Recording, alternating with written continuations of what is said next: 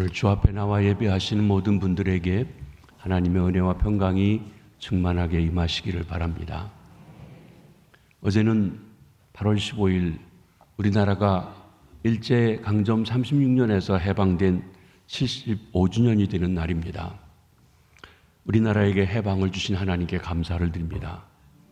우리가 세계 각국으로 나가 독립운동을 했지만 그렇게 우리에게 독립이 올 걸 아무도 예상하지 못했습니다. 그래서 독립에 대해서, 국가에 대해서 잘 대비하지 못했다고 독립운동가들도 이야기하는 것입니다. 나라가 해방된 지 3년 동안 국가의 정체성과 여러 가지 문제로 논의했지만 잘 이루어지지 않은 채 남한에는 대한민국이 8월 15일 날 설립이 되고 정부가 수립이 되고 북한 땅에는 공산주의가 들어와서 75년 동안 이렇게 살아오는 일이 되었습니다. 현 정부에서는 1948년 8월 15일 날 대한민국이 수립되었다는 것을 인정하지 않으려고 하는 분위기가 있지만 역사는 역사인 것입니다. 우리는 해방을 주신 주님께 감사하며 복음을 통해서 남한이 그동안 많은 부와 또 자유와 또 축복을 누렸던 것처럼 우리 교회가 역할을 잘 감당함으로 복음으로 다시 우리 민족이 흥왕하게 되며 북한 땅에도 한때는 복음으로 흥왕했던 그곳에 다시 복음이 들어가 흥왕해지는 귀한 축복이 있어지시기를 바랍니다. 해방, 자유입니다. 억눌림에서 자유하는 것입니다. 오늘은 로마서 7장 1절로 6절 말씀을 가지고 로마서 강의 21번째 율법으로부터의 해방, 율법으로부터의 자유에 대해서 살펴보며 은혜를 나누고자 합니다. C라고 하는 한 여인이 L이라는 남자를 만나서 결혼하여 살게 되었습니다. L이라는 남자는 일종의 완전주의자였습니다. 영어로 하면 perfectionist였습니다. 모든 면에서 완벽을 추구하는 사람이었습니다. 처음에 C라는 여인은 이런 남편이 존경스러웠습니다. 너무나 대견스러웠습니다. 그런데 세월이 지나가면서 차츰 남편이 더러워지기 시작합니다. 남편은 가정생활에도 철저한 규칙을 정해놓고 시행합니다. 규칙을 어긴 식구들에게는 엄격한 벌칙이 적용되었습니다. 아내는 잘하려고 노력하고 또 노력해봅니다. 그런데 오히려 더 그럴수록 실수하는 자신을 발견합니다. 점차 모든 면에서 자신감을 잃어가고 마침내 삶의 의욕을 상실하게 되었습니다. 깊은 열등감에 사로잡힌 이 여인의 삶은 한마디로 말하면 절망이었습니다. 그러던 어느 날 남편이 죽었습니다. 처음에는 자신이 홀로 과부로 살아가게 된다고 하는 것에 큰 충격이었습니다. 그러나 솔직히 한편에서는 자신의 내면에서는 어떤 해방감 같은 것도 느꼈습니다. 남편이 죽은 지 몇 년 후에 친구의 소개로 제이라고 하는 남자를 만나서 재혼하게 되었습니다. 이 제이라고 하는 남자는 사고로 죽었다가 다시 살아난 사람이었습니다. 그래서 그런지 제이 씨는 매사가 이해심이 많고 동정심이 많았습니다. 사랑이 많았습니다. 아내가 실수를 해도 그럴 수도 있지 않느냐고 이해하면서 따뜻한 위로와 배려를 해주는 것입니다. 이런 새로운 남편과의 관계 속에서 이 여인은 점점 잃어버렸던 자신감을 되찾기 시작합니다. 특별한 규칙을 정해놓은 게 아니지만 새 가정에는 따뜻한 질서가 있었습니다. 남편을 더 이상 두려움의 대상이 아니었습니다. 한없는 애정의 대상이 되었습니다. 그녀의 삶은 새로운 삶의 활기로 가득 찼고 그녀는 매우 의욕적인 미래를 계획하고 진정 행복함을 느끼고 있었던 것입니다. 사랑하는 성도 여러분, 제가 무슨 얘기 하시는지 아시겠습니까? 뚱딴지같이 어떤 여인의 결혼 얘기하느냐 얘기하실지도 모르겠습니다. 바로 오늘 본문을 현대적으로 그렇게 각색한 이야기입니다. 여기 C라고 하는 여인은 크리스찬, 우리 그리스도인을 가리켜 말합니다. 그리고 새 남편 J 씨는 지저스, 예수님을 말씀합니다. 우리가 예수님이라는 분을 인생의 새로운 주인으로 새 남편으로 섬기 전에 우리는 모두 율법이라고 하는 그 사람을 섬기고 있었습니다. 그리스도인은 더 이상 그러나 이제 율법에 매여 있지 아니합니다. 왜냐하면 우리가 법 아래 있지 아니하고 은혜 아래에 있는 사람들이 그리스도인이기 때문에 그런 것입니다. 사람은 누구나 법의 테두리 안에서 살아갑니다. 인간에게 법이 있습니다. 사람이 하나님은 없다고 말하는 사람도 법은 다 가지고 있습니다. 사람은 태어나면서부터 어떤 규범 속에 자라가게 되어 있습니다. 그래서 우리는 평생 하라 또는 하지 말라 하는 말을 들으며 살아갑니다. 학교에서 공부하는 것도 그렇습니다. 이것은 해라, 이것은 하지 말라 합니다. 사실 우리의 모든 행동에는 하라는 것과 하지 말라는 것에 양쪽으로 다 되어져 있습니다. 근데 재미있는 사실은 하라고 하는 것은 하고 싶지 않고 하지 말라고 하는 것은 해보고 싶은 것이 인간의 심리입니다. 우리 또 한 가지 사실을 배우며 살아왔습니다. 옳고 틀리다는 것입니다. 네가 옳으냐 내가 맞냐, 넌 틀렸다 내가 맞다, 선악을 분별하는 일입니다. 그런데 옳고 그른 것을 아무리 분별해도 구원이 없습니다. 생명이 없습니다. 옳은 것을 알아도 행할 힘이 없습니다. 틀린 줄 알지만 고칠 능력이 없다는 것입니다. 이것이 선악과입니다. 이것이 선이고 저것이 악이라고 하며 나누지만 거기에 목마름 밖에는 없습니다. 틀린 것을 고칠 수 있는 것은 율법이 아니라 은혜입니다. 사랑입니다. 우리는 크고 작은 여러 규범 속에 살아가고 있습니다. 가정에도 나름대로의 가풍이 있습니다. 꼭 뭘 손으로 써놓은 가훈이 아니라도 집안에 전통이 있습니다. 그래서 세 사람이 시집 오게 되면 우리 집 가문은 이렇다라고 하는 것을 이야기하며 서로 다른 가문 속에서 생겨진 갈등 속에서 시집살이가 힘들고 고달픈 것도 그런 가훈대로 나름대로의 법 때문에 그런 것입니다. 학교에는 규칙이 있습니다. 학교마다 이야기하는 규칙이 서로가 차이가 있는 것입니다. 직장에도 정관이라는 게 있습니다. 나라에는 헌법이 있습니다. 우리는 이렇게 늘 틀 속에 긴장하고 조심하며 살아갑니다. 이것들보다 훨씬 더 높은 법도 있습니다. 소위 도덕법이요 양심법입니다. 그 시대를 말하는 규범을 말하는 것입니다. 하지만 그 시대에는 괜찮았지만 다음 세대에는 아닐 수도 있습니다. 이렇게 인간의 법은 절대적이지 않고 상대적입니다. 상황과 시대에 따라 기준이 달라집니다. 도덕적이고 윤리적인 규범보다도 더 높은 법도 있습니다. 사람의 법이 아닌 하나님의 법입니다. 그것을 우리는 성경에서 율법이라고 말하고 있습니다. 하나님의 법은 어떤 것입니까? 성경 전체를 통해 보면 하나님의 법은 완전합니다. 하나님의 법은 거룩합니다. 하나님의 법은 순결합니다. 하나님의 법은 부족함이 없습니다. 하나님의 법은 영원합니다. 이 법을 하나님께서 성경을 통해 우리 오고 오는 세대에 주신 것입니다. 그 속에 하나님의 뜻이, 하나님의 계획이 담겨져 있습니다. 그리고 나아가서 그 법도 하라는 것과 하지 말라는 것이 있지만 우리 인간들의 행복을 위해 주어진 것입니다. 근데 문제가 있습니다.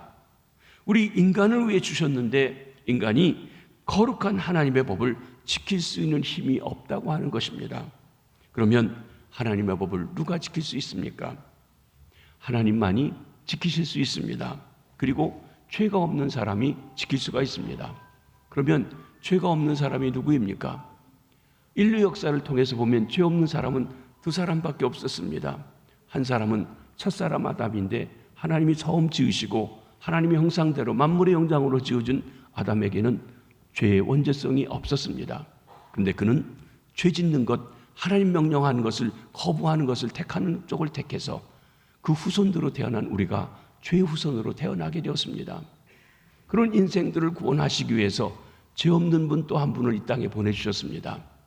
남자의 몸으로 태어나지 않고 여자의 몸으로 성령으로 잉태되신 분, 사람이지만 하나님이 이 땅에 오신 분, 우리 주님 예수 그리스도이십니다.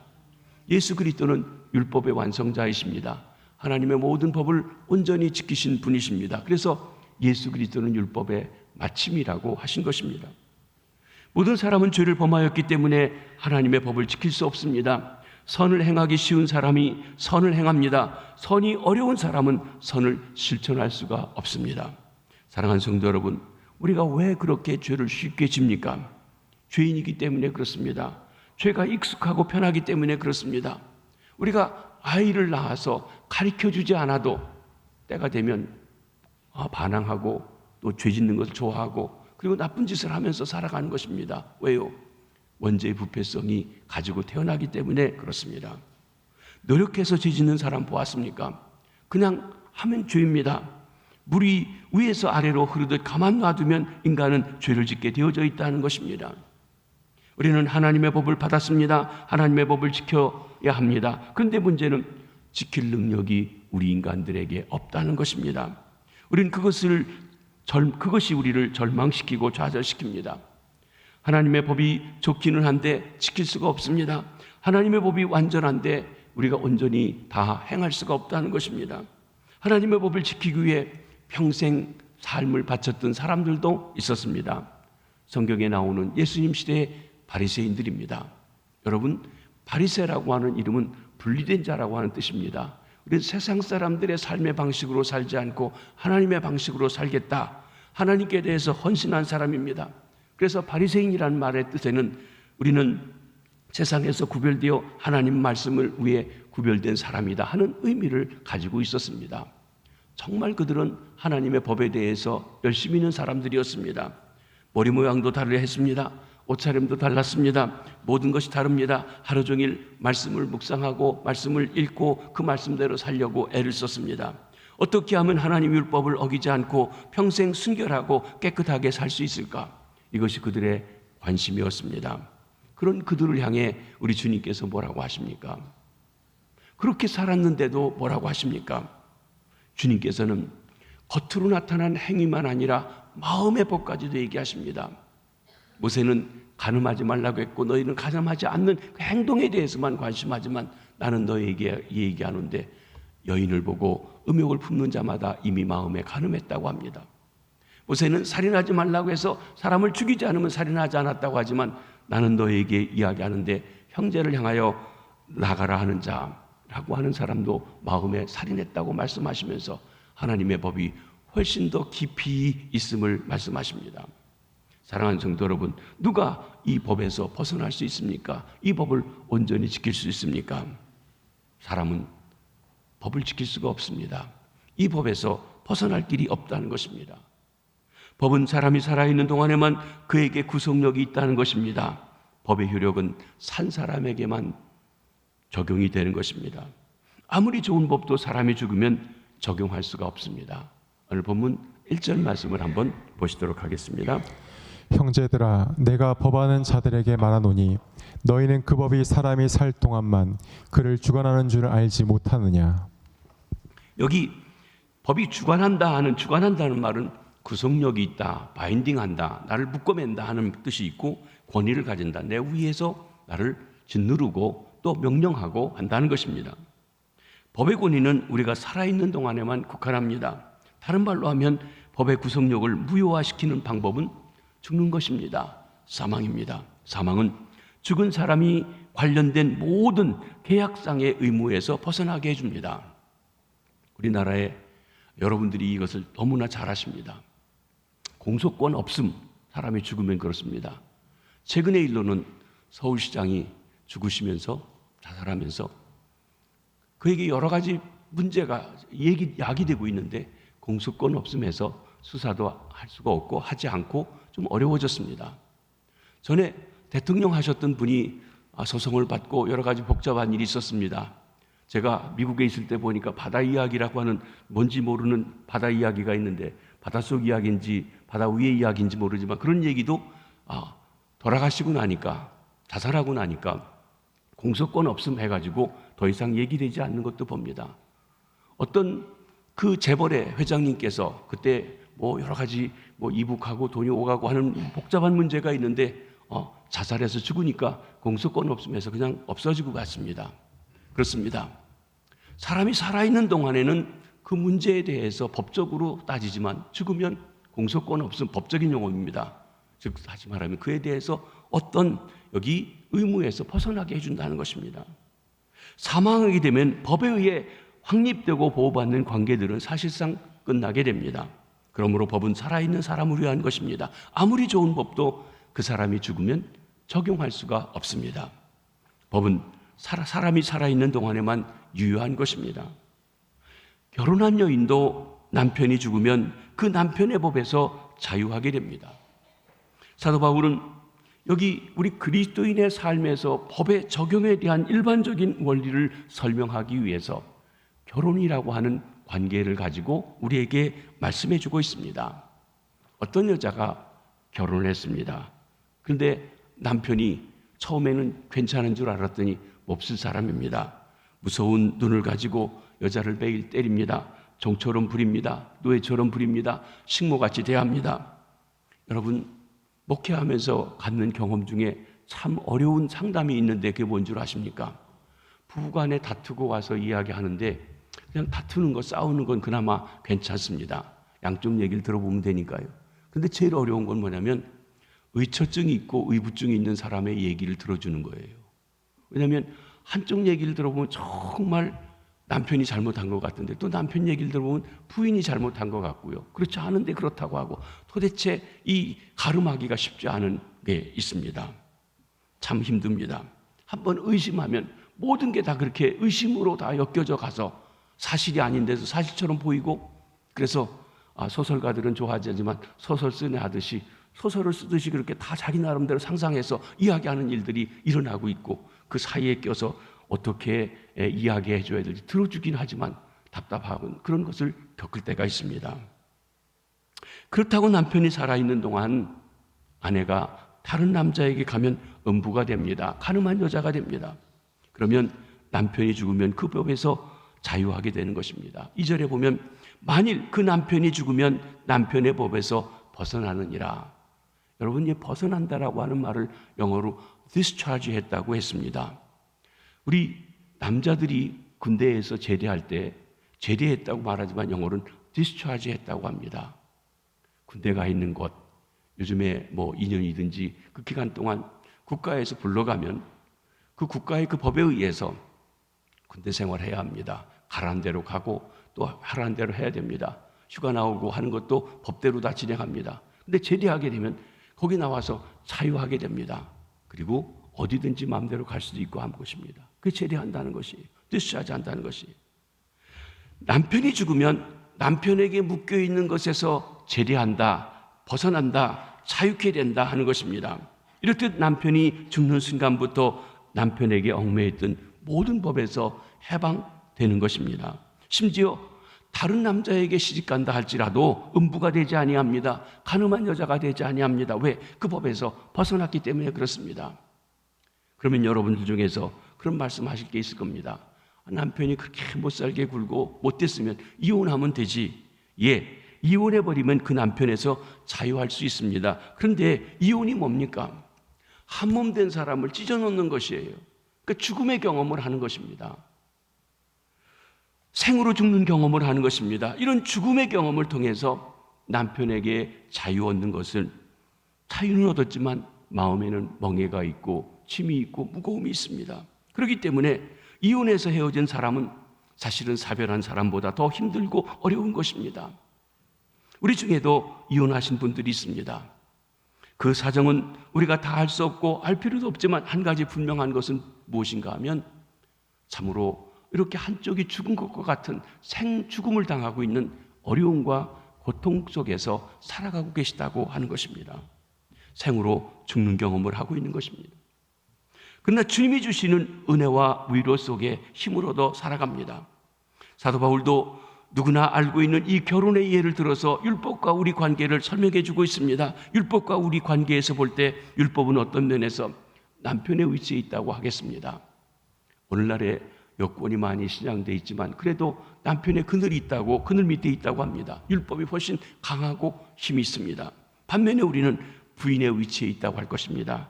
율법과 우리는 마치 결혼한 사이처럼 떼어놓을 수 없는 불가분의 관계입니다. 그런데 율법은 우리에게 너무나 무서운 상대입니다. 항상 우리를 향해서 해, 하지마, 하면 안 돼, 하면 이렇게 하고 이렇게 우리에게 명령하는 위치에 있다는 것입니다. 만약 우리가 그 명령에 순종하지 않으면 우리는 사정없이 그는 우리를 다루는 것입니다. 그래서 우리는 어떻게 하면 그 지배를 받지 않고 살 수 있을까 고심합니다. 해결점은 하나밖에 없습니다. 죽어야 됩니다. 어느 한쪽이 죽어야 됩니다. 율법이 죽든지 우리가 죽든지 해야 됩니다. 율법 남편이 죽든지 아내인 우리가 죽든지 해야 합니다. 그 외에 다른 길이 없습니다. 그런데 한 가지 기억하실 일은 율법 남편은 절대 죽는 법이 없습니다. 왜냐하면 하나님의 법이기 때문에 절대로 없어지지 아니합니다. 그럼 누가 죽어야 합니까? 내가 죽어야 합니다. 우리가 죽어야 합니다. 그러니까 앞에 나온 예화와는 반대되는 것이에요. 앞에 처음 시작할 때 남편이 죽고 내가 살아서 딴 남자에게 시집갔다고 얘기했는데, 여기 보면 거꾸로 아내인 내가 죽어서 나를 위해 죽은 그 예수님에게 시집가는 것으로 나와 있는 것입니다. 여기 중요한 것은 어느 쪽이 죽느냐고 하는 게 아니라, 그걸 얘기하는 것이 아니라 핵심은 이것입니다. 죽음만이 서로의 관계에서 완전히 자유케 해준다고 말해주고 있는 것입니다. 죽어야 해방이 된다는 것입니다. 율법으로서 자유하려고 하면 죽어야 하는 것입니다. 근데 그리스도인은 율법으로부터 자유하다고 했습니다. 그리스도인은 율법에 대해서 죽은 자라고 말하고 있는 것입니다. 여기 4절을 봅니다. 그러므로 내 형제들아, 너희도 그리스도의 몸으로 말미암아 율법에 대하여 죽임을 당하였노라. 그리스도 예수 때문에, 내가 믿고 있는 예수님 때문에 율법에 대해서는 죽은 자라고 했습니다. 6절 상반절에도 이제는 우리가 얽매였던 것에 대하여 죽었으므로 율법에서 벗어났으니, 우리를 얽매이끄던 율법에 대해서 이미 죽은 사람이 그리스도인이라고 했습니다. 언제 우리가 율법에 대해 죽었습니까? 우리가 예수 믿을 때입니다.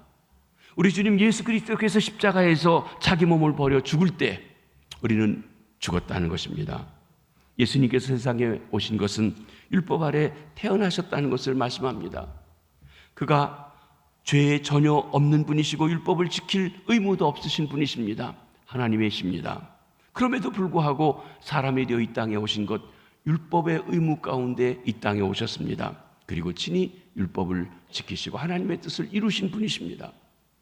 그리고 그는 온전하신 가운데 우리의 죄를 대신해서 율법의 질을 지키시고, 그리고 십자가에 죽으실 때까지 율법의 영향권 아래 살아가셨습니다. 그러다 결국 우리의 죄를 대신 짊어지시고 십자가에서 죽으셨습니다. 예수님이 우리가 당해야 할 저주와 형벌을 십자가에서 대신 당하심으로 율법의 요구를 완전히 충족해 준 것입니다. 그러므로 예수님의 죽음은 곧 우리의 죽음이 되었습니다. 주님이 십자가에서 죽으셨기 때문에 내가 죽은 것입니다. 그 결과 우리는 모두 율법의 속박에서 온전히 벗어날 수 있게 된 것입니다. 여러분, 우리가 지난 6장에서, 로마서 6장에서 본 것은 예수 그리스도의 죽음을 통해서 죄라고 하는 우리를 억누르는 세력에서 벗어난 자유에 대해서, 해방에 대해서 보았습니다. 이 7장에서는 우리는 그리스도의 몸으로 말미암아 율법이라고 하는 선하지만 죄가 틈타서 우리에게 다가오는 이 율법에서도 벗어났음을 말씀합니다. 죄에서 해방하는 길도 십자가뿐입니다. 율법에서 자유하게 되는 것도 그리스도의 십자가 때문입니다. 십자가는 우리를 참으로 자유케 하시는 하나님의 능력이요, 복음이요, 은혜인 것입니다. 이제 그리스도인은 삶의 동반자가 다릅니다. 이제 배우자가 달라졌다는 것입니다. 전 남편인 율법에 매여 살 것이 아닙니다. 율법에서는 해방되었습니다. 이제 그리스도인은 새 남편인 그리스도와 함께 살아갑니다. 그리스도와 함께 살아가기 때문에 그리스도인이라고 불리워지는 것입니다. 이 예수는 우리의 죄를 인하여 죽으셨다가 다시 죽은 자 가운데서 살아나신 분이십니다. 그분은 우리를 사랑하여 험한 십자가에서 내 대신 모든 죄를 담당해 주시고 자기 목숨을 내어 우리를 사랑하는 것을 보여주셨습니다. 그런데 하나님께서 그를 죽은 자 가운데서 다시 살리신 것입니다. 그리고 율법에서 해방된 우리로 하여금 은혜가 풍성한 그분, 죽은 자 가운데 사랑하신 그분과 함께 새로운 삶을 살도록 역사해 주신 것입니다. 그러므로 우리는 예수님을 향하여 주는 나의 생명이요, 나의 소망이요, 나의 사랑이라고 고백하지 아니할 수가 없는 것입니다. 이 고백이 저와 여러분의 고백이 되시길 바랍니다. 그러면 우리를 율법에서 벗어나게 해서 그리스도와 결혼하게 하신 목적은 무엇입니까? 우리 마음대로 살라고 그런 것이 아닙니다. 우리로 하여금 하나님을 위해서 열매 맺도록 하는 것입니다. 여러분, 그리스도인들이 우리가 남자와 여자가 만나 결혼하면 결혼하는 목적이 무엇입니까? 부부가 행복하게 사는 것이에요. 행복하게 살 뿐만 아니라 일반적으로 자녀를 낳아서 기르도록 하는데 목적도 있습니다. 자녀 낳는 것이에요. 이것이 여기 말하는 열매 맺는다 표현했습니다. 여기 열매는 결혼해서 생기는 자녀를 상징적으로 말해주고 있습니다. 자녀는 아버지를 닮습니다. 어머니를 닮습니다. 색깔도 모습도 성격도 닮습니다. 여러분, 그냥 봐도 저건 누구네 집 아들이다, 누구네 집 딸이다 알 수도 있지만 특별히 뭐 비슷비슷하니까 잘 모른다 하더라도요, 뚜렷하게 나타나는 게 있습니다. 우리 한국 사람들은 대개 한국 사회가 한국인들만 있기 때문에 다 얼굴 색깔이 비슷한 사람이니까 차이가 없지만 미국 사람들은 차이가 많습니다. 가장 뚜렷하게 흑인과 백인의 차이입니다. 흑인하고 사는 사람은 까만 애를 낳습니다. 백인하고 사는 사람은 하얀 애를 낳습니다. 그렇죠? 왜? 아버지가 까마니까, 아버지가 하얘니까. 우리 한국의 6.25 전쟁 때 미군들이 와서 있으면서 한국 여인들 중에서 미군들과 결혼하신 분들이 있는데 흑인하고 결혼한 사람은 흑인 아이를 낳습니다. 한국 사람인데 백인하고 결혼한 사람은 백인 아이를 낳습니다. 그렇게 된 헌혈아들이 우리나라에 지금도 있고 또 그렇게 살아가는 사람들도 많이 있는 것을 봅니다. 그렇습니다. 누구랑 결혼했느냐에 따라서 그 아이가 색깔이, 그 모습이 다른 것입니다.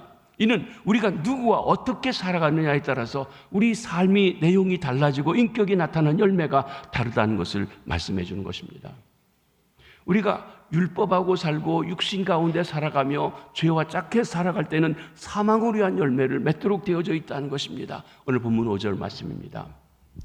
우리가 육신에 있을 때에는 율법으로 말미암는 죄의 정욕이 우리 지체 중에 역사하여 우리로 사망을 위하여 열매를 맺게 하였더니, 우리가 율법에 의해 살아갈 때는 죽을 짓만 하였습니다. 우리가 예수님을 모르고 살 때는 율법이 충동질해서 죄의 욕망이 우리 안에 작용해서 사망의 열매를 맺습니다. 이 표현이 남자와 여자가 살아갈 때 남자가 생명을 주 여자가 그 생명을 받아서 아이를 낳는 것에 비유해서 말씀하고 있습니다. 죄의 욕망이 우리에게 작용해서 우리로 하여금 죄의 열매를 맺도록, 죄 닮은 아이를 낳는 삶을 살도록 했다는 거예요. 내 삶이 그런 삶입니다. 그것이 무엇이었습니까? 육신에 있을 때 율법으로 죄의 정욕이 우리 중에 역사해서 사망을 위한 열매를 낳게 했다고 말하는 것입니다. 율법은 우리에게 어떤 역할을 합니까? 우리 욕망을 부채질해서 죄를 범하게 합니다. 율법 자체는 선합니다. 그런데 율법에 하지 말라고 한 것을 가지고 와서 정말 하지 말라고 하더냐, 하면 안 되냐, 한번 해봐라, 충동하는 것이 죄입니다. 여러분, 에덴 동산에서 하나님께서 선악을 알게 하는 나무는 먹지 말아라, 생명나무를 먹어라, 그게 죄입니까? 아니에요. 그 말씀은 그대로 하나님의 뜻입니다. 그런데 먹지 말라고 한 것을 가지고 사탄이 와서 유혹하죠. 정말 먹지 말라고 했냐? 왜 먹지 말라고 한 줄 아냐? 먹어봐라. 먹으면 너 하나님처럼 된다. 죄가 우리를 유혹한다는 것이에요. 마귀가 유혹을 합니다. 근데 그걸 따먹으면 바로 그 충동 때문에 죄를 짓는다는 것입니다. 그렇습니다. 죄가 율법을 이용합니다. 우리에게 이상한 본성이 있습니다. 하지 말라고 하면 하고 싶고 하라고 하면 하기 싫고 그런다는 것이에요. 그래서 육신의 욕망을 따라 죄의 열매 곧 사망의 열매를 맺습니다. 갈라디아 5장 19절로 21절 상반절에 보면 이 사망의 열매가 무엇인지 좀 더 구체적으로 얘기해 주고 있습니다. 한번 보십니다. 육체의 일은 분명하니 곧 음행과 더러운 것과 호색과 우상 숭배와 주술과 원수 맺는 것과 분쟁과 시기와 분냉과 당짓는 것과 분열함과 이단과 투기와 술 취함과 방탕함과 또 그와 같은 것들이라. 여기 하나하나 그 내용을 설명하지 않더라도 우리가 알고 있는 그런 내용들입니다. 인간들이 모두 도덕적인 삶을 추구하는 것 같고 사회적으로는 굉장한 지위를 얻고 겉으로는 존중받는 것 같지만 그 마음속 깊은 곳에 삶에 보이지 않는 곳에 그 삶이 맺어가는 열매는 사실 이렇게 냄새나는 사망의 열매를 맺고 살아가고 있다는 것입니다. 그러나 그리스도와 결혼하여 사는 사람은 삶의 열매가 다릅니다. 그리스도 닮은 열매를 맺습니다. 하나님을 위한 열매를 맺게 됩니다. 4절 하반절에 이는 다르니 곧 죽은 자 가운데서 살아나신 이에게 가서 우리로 하나님을 위하여 열매를 맺게 하려 함이라. 하나님의 자녀를 낳는 것입니다. 여기 하나님을 위해서 열매를 맺는다는 것에 중요한 두 가지 의미가 있는데 첫째로는 성결하게 산다는 것입니다. 거룩하게 산다는 것입니다. 내가 거룩하니 너희도 거룩하라. 너희가 내 자녀라면 날 닮아 거룩할 수밖에 없다. 그것입니다. 거룩하신 분하고 함께 살아가면 거룩해지는 것입니다. 그것이 성결입니다. 하나님을 위한 열매입니다. 나아가 두 번째로 우리가 하나님을 위해 헌신한다는 의미가 있습니다. 우리가 성결하게 살면 하나님이 기뻐하신 일을 하게 됩니다. 우리는 우리 자신을 거룩한 제물로 하나님 앞에 드려야 됩니다. 그때 우리는 그리스도를 닮은 열매, 하나님을 위한 열매, 우리의 삶의 모습을 갖게 됩니다. 우리가 똑같이 먹고 마시는 것 같은데 여러분, 고린도서에서 바울 사도가 뭐라고 하십니까? 우리가 먹든지 마시든지 무엇을 하든지 하나님을 위해 살아가는 것이에요. 먹든지 마시든지 내 쾌락을 위해서 하는 것과 먹든지 마시든지 주를 위해서 하는 것과 같은 먹는 것인데 전혀 다른 결과, 전혀 다른 열매를 맺는 것입니다. 여러분, 우리가 주님과 함께하고 주님과 함께 살아갈 때 주님에 대한 열매를 맺게 되는데 그 열매를 같은 갈라디아 5장에 뭐라고 설명하십니까? 여기 갈라디아 5장 22절로 23절 한번 보시겠습니다. 오직 성령의 열매는 사랑과 희락과 화평과 오래 참음과 자비와 양성과 충성과 온유와 절제니 이 같은 것을 금지할 법이 없느니라. 그리스도와 함께 살아가면, 그리스도 영인 성령이 우리 안에 역사하는 가운데 그분을 따라 살아가면 지금 여기 성령의 9가지 열매를 맺힙니다. 사랑의 열매입니다. 성령의 열매입니다. 이것이 우리의 인격이 변화되어 간다고 말씀하셨습니다. 율법이 아니라 그리스도와 함께 살아가기 때문에 맺혀지는 열매들인 것입니다. 저는 저와 여러분 우리 모두에게 이 성령의 아름다운 열매, 그리스도를 닮은 열매, 그리스도의 인격을 닮은 열매가 풍성하게 맺혀지시는 주의 자녀들 되시기를 바랍니다. 그리스도인은 하나님을 섬기는 동기도 달라집니다. 6절을 한번 보십니다. 이제는 우리가 얽매였던 것에 대하여 죽었으므로 율법에서 벗어났으니 이러므로 우리가 영의 새로운 것으로 섬길 것이요 율법 조문의 묵은 것으로 아니할지니라. 예수님과 함께 당한 죽음은 우리를 율법에서 해방시켰습니다. 이제 주 안에서 우리는 율법에 대해서 자유합니다. 우리가 율법에 매여 종살이 할 때는 율법 조문의 묵은 것으로 섬기는 자들이었습니다. 그러나 이제는 율법에서 벗어났기 때문에 영의 새로운 것으로 섬기는 자가 되었습니다. 여기 율법 조문의 묵은 것으로 하나님을 섬겼다고 하는 말의 뜻이 무엇입니까? 유대인들은 율법에 기록된 항목 하나하나를 지키려고 발버둥 쳤습니다. 우리도 과거에 은혜 받지 못할 때는 율법에 매여서 종살이 했습니다. 율법이란 기록된 계명을 말합니다. 종이나 또는 돌이나 기록된 율법을 율법 조문에 묵은 것이라고 본문에 말씀해 주고 있는 것입니다. 유대인들은 구약 성경을 전부 뒤져보니까 613가지의 하나님이 하라고 하지 말라고 한 조문이 있다고 하는 걸 찾아냈습니다. 그 중에 365가지는 하지 말라는 것이고 248가지는 하라는 것이라는 것입니다. 그들은 율법에 매여 사느라고 고생했습니다. 도무지 정신을 차리지 못했습니다. 왜냐하면 이렇게 발을 내디면 하라는 것 하지 말라는 어디에 걸리는 게 아닐까라고 하는 데서 자유하지 못했습니다. 예수님께서 수고하고 무거운 짐진 자들아 다 내게로 오라 내가 너희를 편히 쉬게 하리라고 하신 말씀은 그 1차적인 의미가 율법에 짓눌려 있는 그들에게 주 안에서 자유함을 누리라고 하신 말씀에 속한 것입니다. 그렇습니다. 율법 조문으로만 하나님을 섬기려고 할 때 인생은 고달픈 인생이 됩니다. 하나님을 섬기고는 있는데 하나님을 따르고는 있는데 바로 이렇게 법에 매여서 살아가는 고달픈 인생입니다. 그러나 그리스도와 연합하여 율법에 벗어난 사람은 더 이상 율법과 씨름하지 않습니다. 그는 더 좋은 것을 얻게 됩니다. 그것은 영의 새로운 것입니다. 즉 성령이십니다. 예수 믿는 사람에게 하나님께서 그 마음에 성령님을 부어주셨습니다. 성령님이 예수님이 주님인 것을 알게 하시고 그를 고백할 때 내 안에 내주하시면서 살아갑니다. 성령 받은 사람은 하나님의 계명을 마음속에 새겨놓고 살아가는 사람입니다. 하나님께서 그 말씀을 마음에 새겨주셨기 때문에 우리는 하나님이 무엇을 원하시는지 일일이 성경을 보지 않아도 느끼고 깨닫고 알고 따라가게 해주신 것입니다. 본능적으로 안다는 것입니다. 우리 주님이 원하신 것이 이것이 아닐까? 내가 이 일을 해서 주님을 기쁘시게 해드려야 되지 하고 마음으로 느끼는 것입니다. 하나님을 섬기는 동기와 자세가 다른 것입니다. 그래서 하나님을 기쁘시게 하는 성결한 생활을 할 수 있습니다. 하나님이 원하시는 헌신을 할 수 있습니다. 따라서 하나님께 대하여 거룩한 열매를 맺게 되어지는 것입니다. 주님을 닮은 인품을 갖게 됩니다. 우리 삶이 바로 그 일을 나타내 보여준다고 했습니다. 말씀을 정리합니다. 우리 구원은 죄에서부터 용서받는 것입니다. 의롭다 하심을 얻습니다. 의롭다 하심을 얻었다는 것은 하나님과 거룩하신 하나님과 도저히 함께할 수 없는 우리를 바른 관계 속에 놓아주시고 그 하나님을 아버지라고도 부르고 왕으로 모시고 살아갈 수 있도록 그렇게 우리를 회복시켜 주신 것입니다. 우리가 그리스도를 믿을 때 하나님이 우리 죄를 용서하십니다. 우리의 구원은 죄에서부터의 자유입니다. 우리가 예수 그리스도와 연합하여 세례받을 때 그의 죽으심과 합하여 세례받은 것입니다. 죄의 몸이 멸하여 다시는 죄에게 종노릇하지 않게 하셨습니다. 죄에서 자유입니다. 우리는 하나님의 종입니다. 그러기에 우리는 하나님께 우리의 지체를 의의 병기로 드려야 합니다. 우리의 손도 우리의 목소리도 우리의 몸도 드려야 되지만 우리에게 있는 시간도 드리고 우리에게 있는 재물도 하나님 앞에 드리고 우리에 있는 재능도 주를 위해 사용합니다.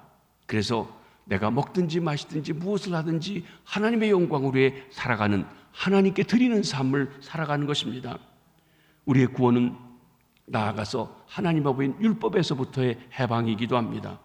우리가 그리스도의 몸으로 말미암아 율법에 대해서 죽임을 당했습니다. 율법의 구속력에서 벗어난 것입니다. 이제 그리스도와 함께 살아가는 새 삶을 살아갑니다. 새 삶을 살아가는 우리들에게 하나님께서는 하나님의 영 성령님을 보내주셨습니다. 성령님이 새 삶을 살아갈 수 있는 능력이십니다. 성령님을 따라갈 때, 성령님을 순종하며 살아갈 때 우리는 세상 사람들이 할 수 없고 내가 전에 애쓰고 노력해서 되지 않던 죄를 이기기도 하시고 하나님의 뜻을 분별하기도 하시고 하나님이 기뻐하시는 삶을 살고 세상이 줄 수 없는 평안, 세상이 줄 수 없는 기쁨을 누리며 살 수 있도록 역사해 주시는 것입니다. 하나님이 기뻐하시는 뜻을 깨닫고 거룩한 삶을 살게 해주시는 힘이 성령님께서 주십니다. 그래서 주님께서는 오직 성령이 너에게 임하시면 너희가 권능을 받고 힘을 얻고 그 힘이 무엇입니까? 하나님의 뜻대로 살아갈 수 있는 힘을 주신다는 것입니다. 이제 우리는 율법에 매여 살 것이 아닙니다. 우리에게 주신 성령님, 우리 안에 내주하시는 성령님의 인도하심에 순종하여 하나님이 기뻐하시는 거룩한 삶을 살아 하나님을 위해서 아름다운 열매를 맺는 그리스도를 닮아가는 성숙한 자리에 이르는 복된 성도님들이 다 되시기를 주의 이름으로 축복합니다. 기도하시겠습니다. 하나님 아버지,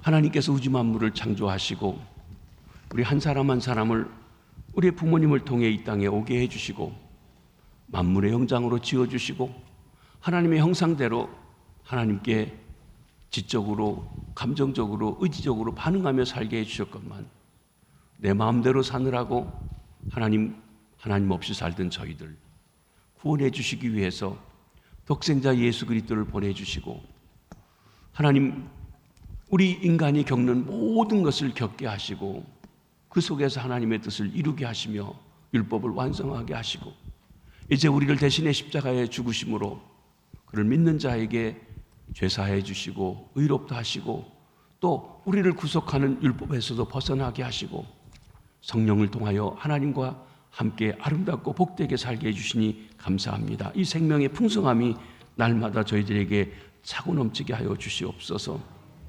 우리가 고통의 멍에가 있을 때 주께로가 벗어나게 도와주시옵소서. 낭패와 실망 당할 때에도 주께로 나아갑니다. 십자가 은혜로 저희를 새롭게 해주시옵소서. 교만한 마음을 내버리고 주님께 가 자랑할 것이 없음을 고백하게 하시고 죽음의 길에 벗어나는 것도 주님께 밖에 없습니다. 영원한 집을 바라보고 나아가게 하시며 주님과 함께 날마다 살게 하시고 성령님을 의지해 살아가 승리하는 저들 되게 도와주시옵소서. 죄에서 자유케 하신 주님, 율법에서부터도 자유하며 친정 해방을 누리게 하여 주시옵소서. 예수님의 이름으로 감사하며 축복하며 기도하옵나이다. 아멘. 우리 다 같이 일어나셔서 272장 고통의 멍에 벗으려고 함께 찬송하십니다.